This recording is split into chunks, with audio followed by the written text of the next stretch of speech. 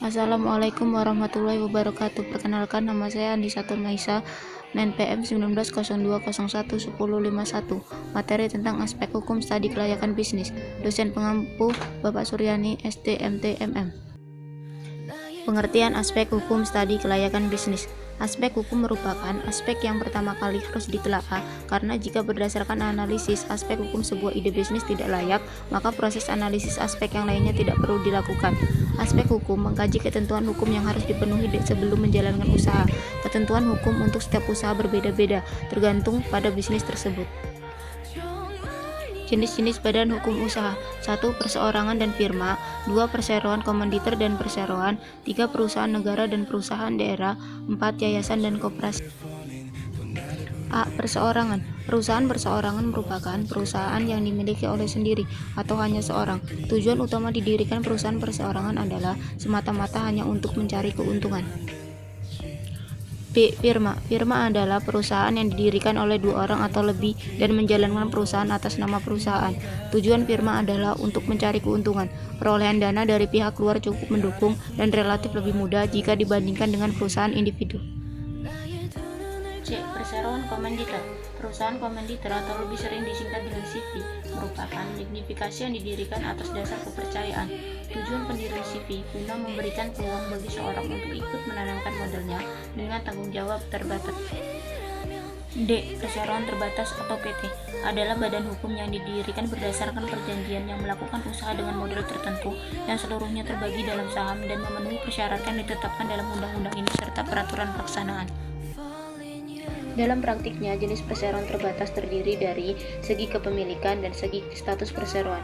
Untuk segi kepemilikan ada 3. Yang pertama, perseroan terbatas biasa. Yang kedua, perseroan terbatas. Yang ketiga, perseroan terbuka. Untuk status perseroan, yang pertama perseroan tertutup, yang kedua perseroan terbuka. Adapun hal-hal yang perlu diteliti khususnya yang berkaitan dengan keabsahan perseroan terbatas sebagai berikut: 1. Akta notaris. 2. Persetujuan Menteri Kehakiman. 3. Pendaftaran di pengadilan setempat. 4. Diumumkan dalam Berita Negara Republik Indonesia. E. Perusahaan negara atau PN. Perusahaan negara adalah perusahaan yang didirikan berdasarkan undang-undang.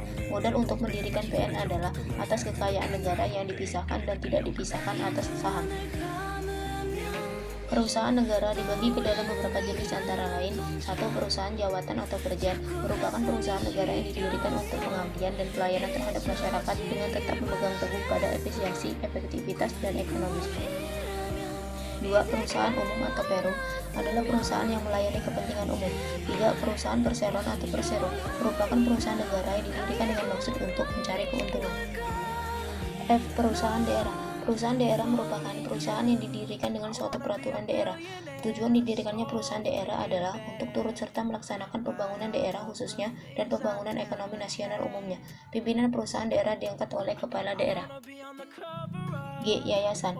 Yayasan merupakan badan usaha yang tidak bertujuan untuk mencari keuntungan dan lebih menekankan usahanya pada tujuan sosial. Model berasal dari sumbangan, wakaf, hibah, atau sumbangan lainnya. Yayasan memiliki pengurus dan harta milik pengurus dipisahkan dari harta yayasan. H. Koperasi. 1. Pengertian koperasi. Koperasi adalah badan usaha yang beranggotakan orang-orang atau badan hukum koperasi dengan melandaskannya kegiatan berdasarkan prinsip koperasi, sekaligus sebagai gerakan ekonomi rakyat berdasarkan asas kekeluargaan. 2. Pendirian koperasi. Pendirian koperasi melalui akta pendirian setelah memperoleh pengesahan pemerintah dan diumumkan dalam Berita Negara. Untuk mendirikan koperasi dibentuk melalui rapat anggota minimal 20 orang yang masing-masing memenuhi 3 syarat, yaitu: A. Mampu melaksanakan tindakan hukum.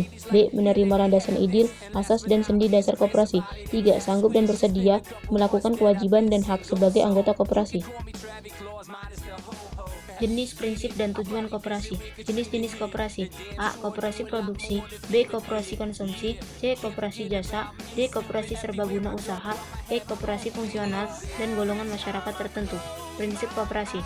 Prinsip koperasi adalah anggota koperasi merupakan pemilik sekaligus pengguna jasa koperasi. Tujuan koperasi. Tujuan koperasi adalah untuk membangun dan mengembangkan fondasi kemampuan ekonomi anggota khususnya dan masyarakat pada umumnya. Terima kasih atas waktunya, kurang lebihnya mohon maaf. Wassalamualaikum warahmatullahi wabarakatuh.